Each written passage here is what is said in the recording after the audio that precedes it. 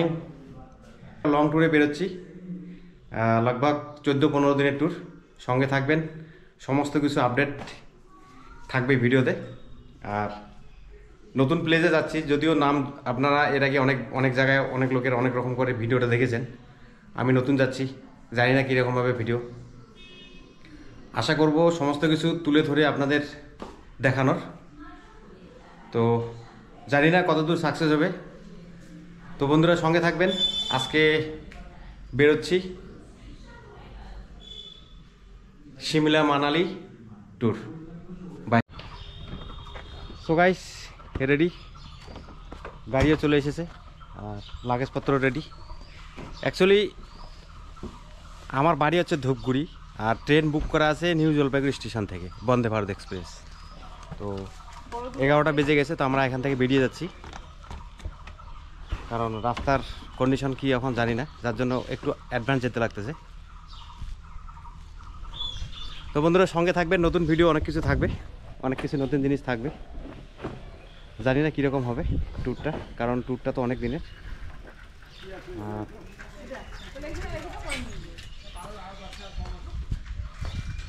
আজকে যাচ্ছি, আজকে মানে তারিখটা বলি নেই, তারিখটা বলে দিই। তারিখটা হচ্ছে আজকে 9 তারিখ, 9 মার্চ 2024।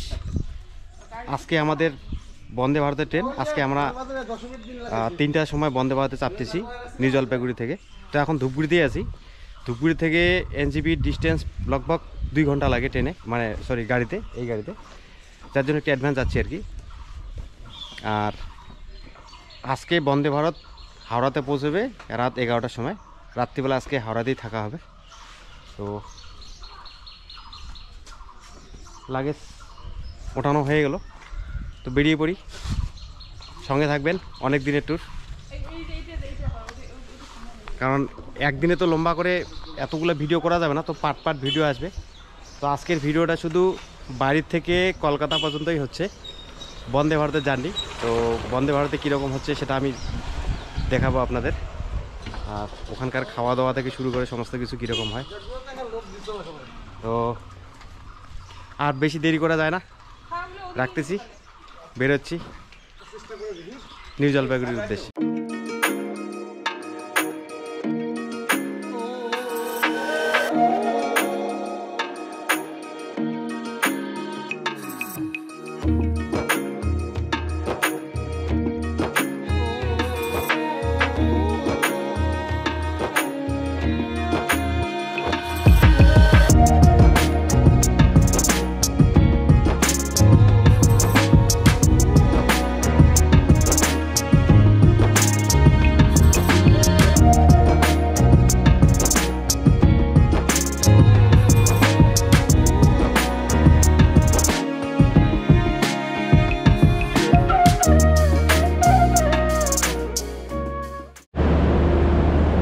বন্ধুরা দেখতেছেন ফার্স্ট জার্নি স্টার্টিং, মানে এনজিপি চলে এসেছি, বন্দে ভারত দাঁড়িয়ে আছে।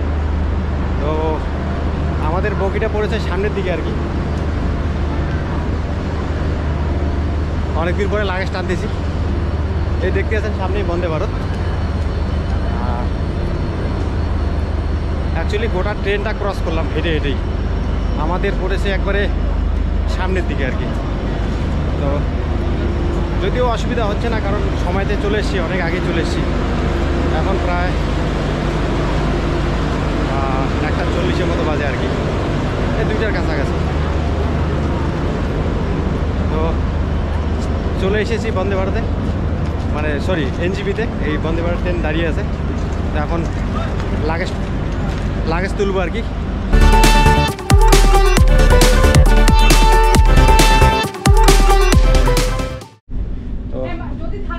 জাস্ট ঢুকে পড়লাম আর কি বন্দে ভারতে, এই বন্দে ভারতের ভিতরেই আছি। তো লাগেজ টানতেছি আর কি। তো আগে লাগেজটা সেট করে নেই, পরে আবার ভিডিও করতেছি।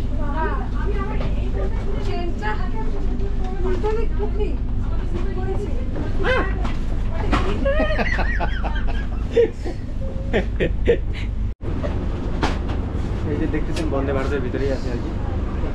তো এই যেটা সমস্যা আছে সেটা সিটের বসার আর কি। অ্যাকচুয়ালি সিটগুলো আমাদের মানে এই দিকে মুখ করে হয়ে গেছে, আর গাড়ি তো যাবে এই দিক দিয়ে, মানে উল্টা দিকে সিট বুক হয়েছে আর কি আমাদের, যার জন্য একটু সমস্যা আর কি। এখন কিছু করার নাই, যেহেতু বুকিং করা হয়ে গেছে, এভাবে কমসে কম যেতে লাগবে আর কি।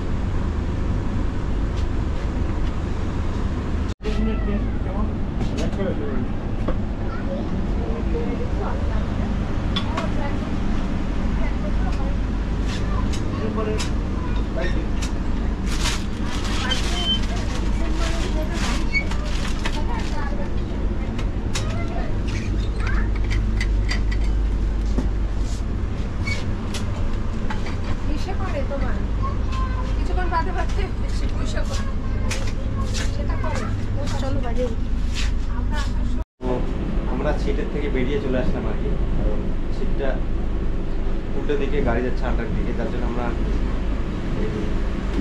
এদের যেটা ক্যান্টিন আছে আর কি, ক্যান্টিনের দরজার সামনে বসে পড়েছি দুজনে, বাবা ছিলেন দুজনে মিলে, কারণ ট্রেন এদিক দিয়ে যাচ্ছে আর আমাদের সিট হচ্ছে এদিকে, অসুবিধা হচ্ছে একটু।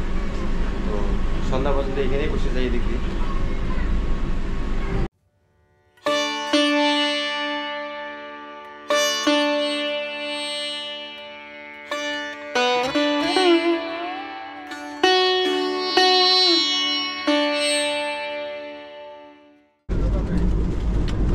দেখতেছেন চলে এসেছে স্ন্যাক্স, ট্রেন শুরু হওয়ার পরেই শুরু আসলো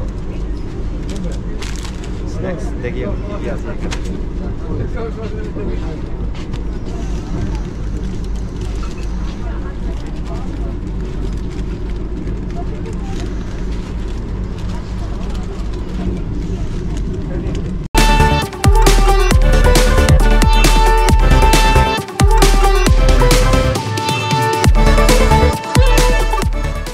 বন্ধুরা রাতের খাবার চলে এসছে,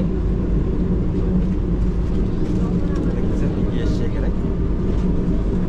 রুটি আছে, ভাত আছে, চিকেন, মিক্স ভেজিটেবল, ডাল। রুটি হচ্ছে 2 পিস 3 পিস, আইসক্রিম আছে সাথে।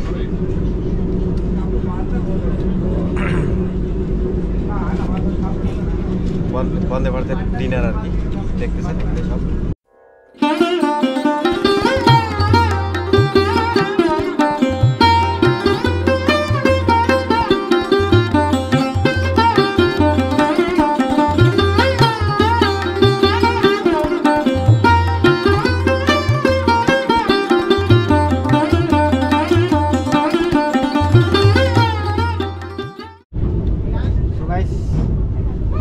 চলে এসেছি কাছাকাছি, হাওড়ার কাছাকাছি, আর এখান থেকে 40 কিলোমিটার দেখাচ্ছে আর কি। তো ট্রেন তো 100 উপরে চলতেছে, বেশি সময় লাগবে না, তো পৌঁছে যাচ্ছি হাওড়াতে আর কি।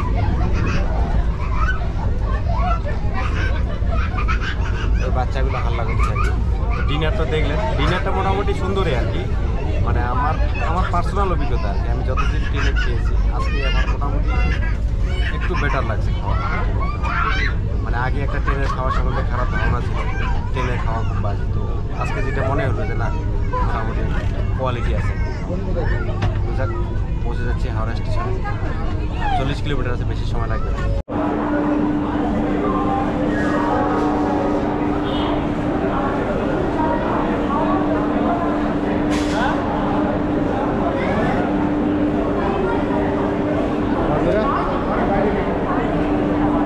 জাস্ট নামলাম আর কি ট্রেন থেকে হাওড়াতে।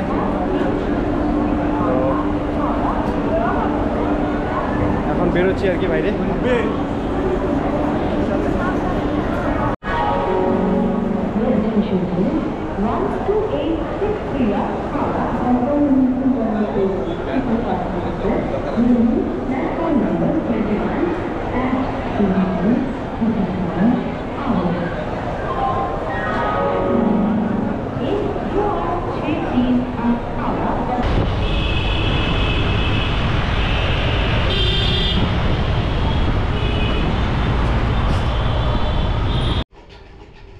তো ফাইনালি হোটেল নিলাম, প্রায় 12টা বেজে গেল। অ্যাকচুয়ালি আমরা যে হোটেলটা বুক করেছিলাম আর কি, টেলিফোনে। সেই হোটেলটার রুম ভালো ছিল না, তার জন্য রুমটা চেঞ্জ করে একটা আলাদা জায়গায় রুম নেওয়া হলো আর কি।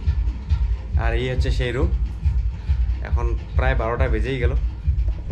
এখন ঘুমাবো কখন আর সকালবেলা উঠবো কখন, যাই হোক। তো এই হচ্ছে রুম। এই রুমটার ভাড়া হচ্ছে নিল 3500 টাকা। এখন 3500 টাকা রুমের ভাড়া, আর রুমের কন্ডিশনটা একটু দেখে নেন।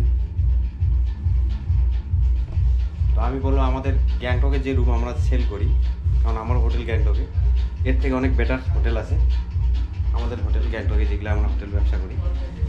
আর এখানকার হোটেলের কন্ডিশন দেখেন, মানে একটা খিড়কি আপনি খুঁজে পাবেন না,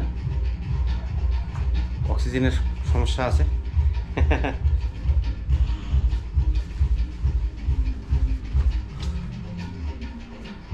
তো বন্ধুরা যাক, চলে এসেছি, এখন ফ্রেশ হবো।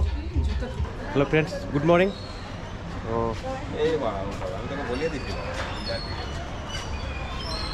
আজকে বেরোচ্ছি এখন এখান থেকে। কোথায় যাচ্ছি? ভিক্টোরিয়াতে যাচ্ছি আর কি। অ্যাকচুয়ালি যে হোটেলে ছিলাম আর কি, কালকে যেটা হোটেল দেখিয়েছি, হোটেলটা চেক আউট করে নিলাম। এখন লাগেজপত্র হোটেলে রেখে দিয়ে আমরা এখন ঘুরতে বেরোলাম আর কি। কারণ যেহেতু আমাদের রাত্রিবেলা ট্রেন আর কি, যার জন্য এই দিনের বেলা সারাদিনটা একটু ঘুরে নেই আর কি। তো এখন যাচ্ছি আমরা ফার্স্ট ভিক্টোরিয়াতে আর কি। ওই ট্যাক্সি চলে এসছে, এখন যাচ্ছি ভিক্টোরিয়াতে।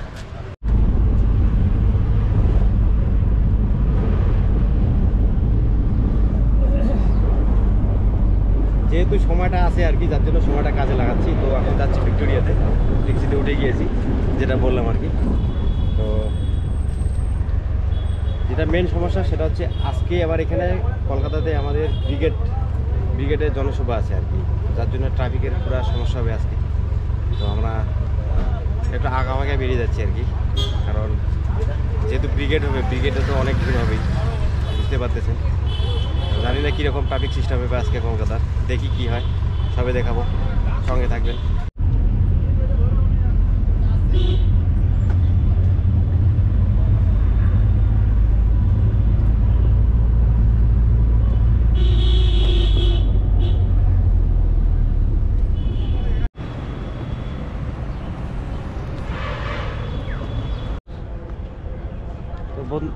তো ফাইনালি চলে আসলাম ভিক্টোরিয়াতে। অ্যাকচুয়ালি আজকে তো ব্রিগেড, যার জন্য এখানে ভিড় আর কি প্রচুর।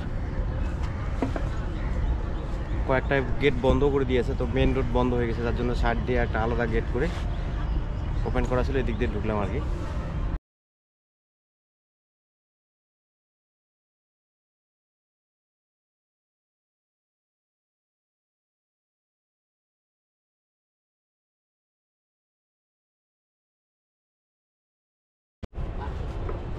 তো ভিক্টোরিয়া আমাদের মোটামুটি যেটা ঘোরার সেটা হয়ে গেল আর কি, কারণ ভিতরে তো ছবি করতে দেয় না, যার জন্য বাইরের থেকে ছবি তুললাম ওই ভিক্টোরিয়া। আর এখন এখান থেকে যাচ্ছি আমরা ইকো পার্কে।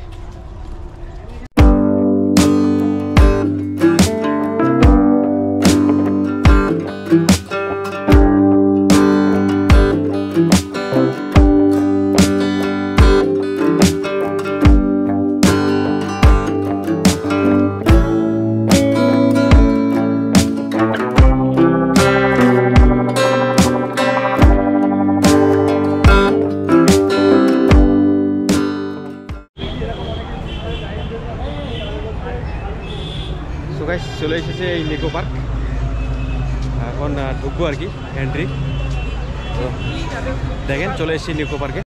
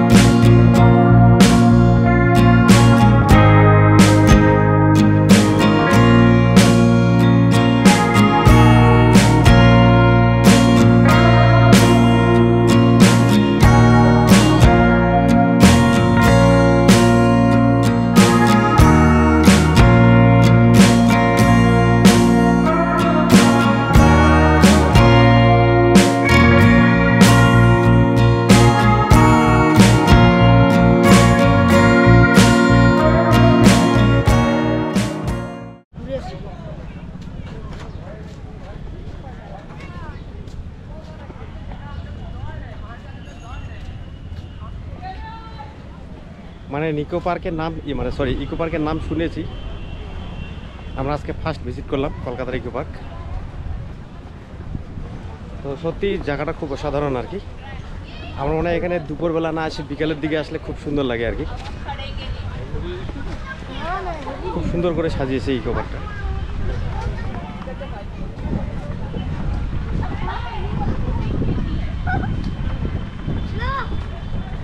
তো একদিনের সময় আমাদের হাতে ছিল আজকের দিনটা আর কি, কারণ রাত্রিবেলা ট্রেন, সেই সময়টা আমরা কাজে লাগালাম আর কি। এই ফাঁকে কলকাতার মোটামুটি কিছু সার্চিং হয়ে গেল আমাদের।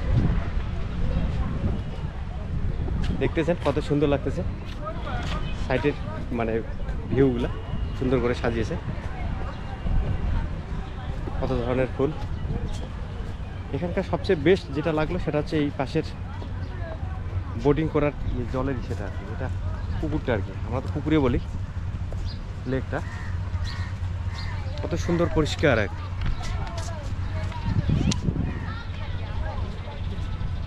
যাই হোক, তো এখন ইকো পার্কে আছি, আর রাস্তা তো প্রচুর জ্যাম দেখলাম আর কি, বেশিক্ষণ সময় নষ্ট করা যাবে না। তো আমরা যেটা প্ল্যান করেছি এখান থেকে কলকাতার যে ফেমাস রেস্টুরেন্ট সেটা হচ্ছে ভজহরি মান্না রেস্টুরেন্ট, সেখানে আজকে লাঞ্চ করবো আর কি। ওখানে লাঞ্চ করে তারপরে বেরিয়ে যাব হাওড়া স্টেশনে। তো ভজহরি মান্নার যে খাওয়ার ভিডিও সেই ভিডিও আমি আর করবো না আর কি। তো আজকের যে ভিডিওটা আর কি, যেটা বলেছিলাম মানে ধূপগুড়ি থেকে কলকাতা পর্যন্ত একটা ভিডিও, আর এই ধূপগুড়ি থেকে কলকাতা পর্যন্ত যে ভিডিওটা, এটা আজকে এই যে ইকো পার্ক এখানেই শেষ করতেছি। নতুন ভিডিওটা আপনার কলকাতা থেকে সিমলা, মানে সিমলা পৌঁছানো পর্যন্ত একটা ভিডিও হবে, মানে এক একদিন এক একটা করে ভিডিও করতে লাগবে আর কি। তো বন্ধুরা, পরের ভিডিওটাতে সাথে থাকবেন। আজকের ভিডিওটা এখানে শেষ করতেছি। Bye bye.